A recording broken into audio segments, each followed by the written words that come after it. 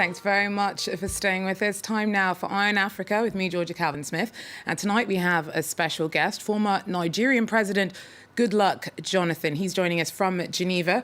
Now, he took over Nigeria's leadership in 2010 after the death of his predecessor, Umaru Yar'Adua, and ruled the continent's most populous nation and top economy until last year when he lost out to current leader Muhammadu Buhari. And he joins us now. Thanks very much, Mr. Jonathan, for taking the time out to speak to us. Now, it's been a tough year for Nigeria and a tough year, arguably, for your legacy as former leader of the country. Now, your former security advisor, Sambo Dasuki, is currently on trial for fraud, alleged to have taken billions of dollars worth of public funds meant for the fight against extremists from Boko Haram. Now, were you aware at the time of any improperly sourced funds funneled into your re-election campaign of 2015? Thank you. Of course, this issue continue to come up, but I always insist that the matters have been investigated and they are in our own courts. And in Nigeria, when issues are before the courts, you don't make comments on it. It's considered prejudice. But one thing you will also realize is that for us to have conducted elections across the country, all parts of the country, that means that we prosecuted the war against Boko Haram to a reasonable level. Otherwise, we couldn't have been in position to conduct elections across the country, and we couldn't have fought Boko Haram with bare hands. But these issues of corruption, issues of misuse of funds have been investigated before the court, and I wouldn't want to compromise the position of our laws, because while I served as the president of Nigeria, I made sure that the judiciary has their own independence, make sure that there's maximum separation of powers between all arms of government. So I haven't left office. I don't think I'll be the person to say things that will be detrimental to the judicial processes.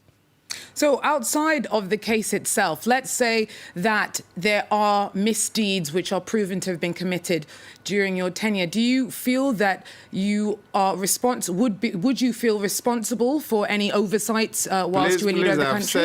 Please, I've said that, I will not comment these areas. There are sensitive areas. I wouldn't want to create more problems. Even hypothetically? For my country. Even hypothetically? Please. Okay, well, Mr. Jonathan, over the last year, there has been arguably quite a lot of progress in the battle against Boko Haram extremists. Do you feel that the speed with which progress has been seen under Buhari risks tarnishing your legacy as leader at all? I wouldn't want to make comments that will appear as if I'm having a debate with the serving president. I've served the country for 5 years as a president, 3 years as a vice president. I've tried my best, and I will encourage the government to continue. So how do you feel about progress made in the battle against Boko Haram since you left last year? I cannot comment about what is happening now. It would not be proper as a former president to start making comments, positive comments or negative comments. But I can tell you that when Boko Haram started in Nigeria, we had no terror experience. We never experienced terror before. Yes, we had armed robbery and other common crimes. But terrorists are people that are not afraid to die. So you need a different mechanism to confront terrorists. You need superior technology so that you'll be able to stop them even before they attack. So we never had the equipment. But when we were confronted, we started acquiring. And before I left office, we have built reasonable capacity. And I believe with what we left behind, and of course with what the new government will also acquire, they will be able to prosecute this terror war to a reasonable conclusion. So you feel confident that you laid the groundwork for the progress that we have seen since Buhari came into office? Pardon, I didn't get what you want. So do you feel confident that the efforts that you made to tackle Boko Haram whilst you were president of Nigeria laid the groundwork? Okay, yes, of course. Of course, you know that, of course, the new government is working hard, and I believe they are still using the equipments we procured. I still believe, because of course the budget is still being debated, no new equipments have been bought. So even what the new government is using to prosecute the war against Boko Haram, those equipment were procured. And I believe that with what we left behind and the new ones they will acquire, this issue of Boko Haram will be taken to a logical conclusion. Now, you were actually praised for the way that you accepted defeat by Buhari last year. Were you surprised at the surprise that there was so much surprise at the smoothness of your concession in last year's elections? Well, I want the stability of my country, where the interest of Nigeria is superior to any individual interest. Well, that's very noble of you. How have you spent the last year? You clearly must have been following progress on all fronts of Nigeria. There's been a lot of economic turbulence. What's your take on perhaps some of the options that should be taken by the country to stop the fall of the worth of the naira? Well, I think I have left office, and as a Nigerian, I'm also interested in the future development of the country. And I believe the government is trying.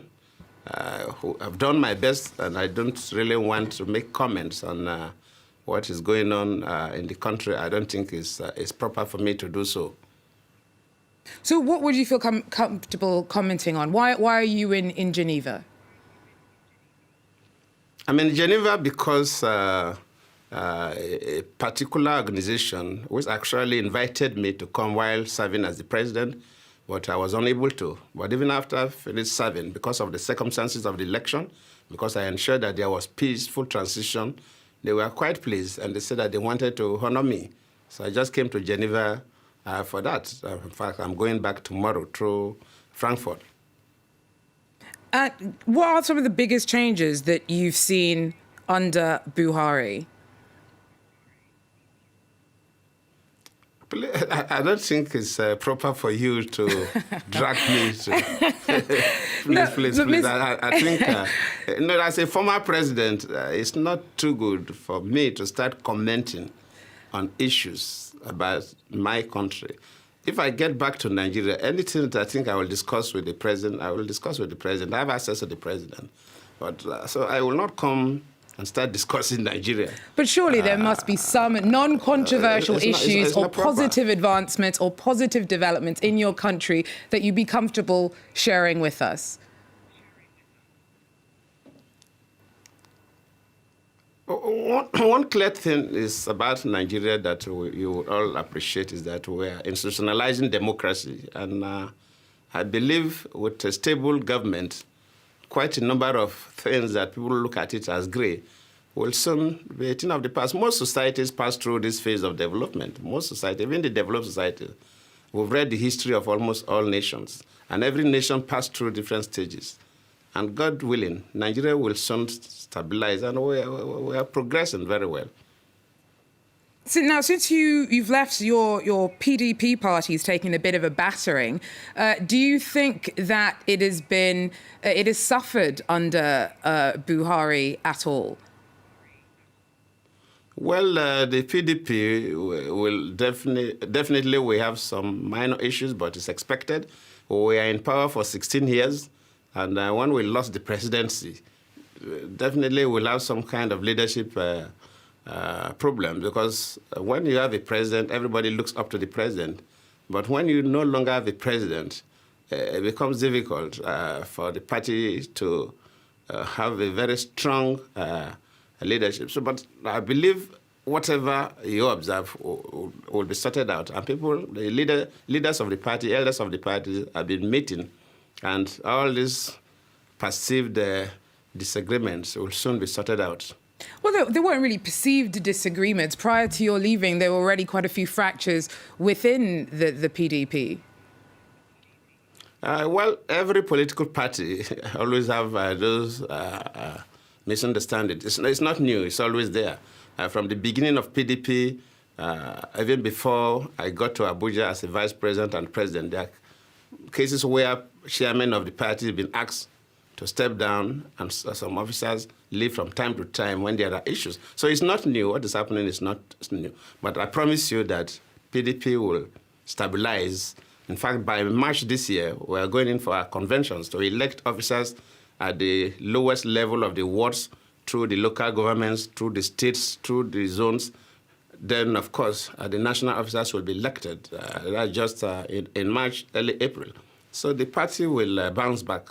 Whatever you are perceiving, it's always happened, and I will get over it. Thank you. But thank you for the interest. No, thank you very much. Former Nigerian President Goodluck Jonathan there, joining us from Geneva. That is, though, where we're going to have to leave Eye on Africa. Thanks very much for tuning in, and please do so again if you can. Take care.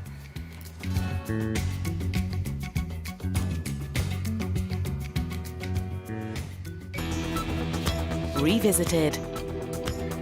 Misrata, Fukushima, Banda Aceh, Grozny.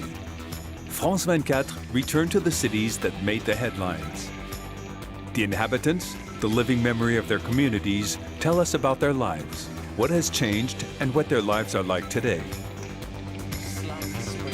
Revisited, a remarkable new series of France 24.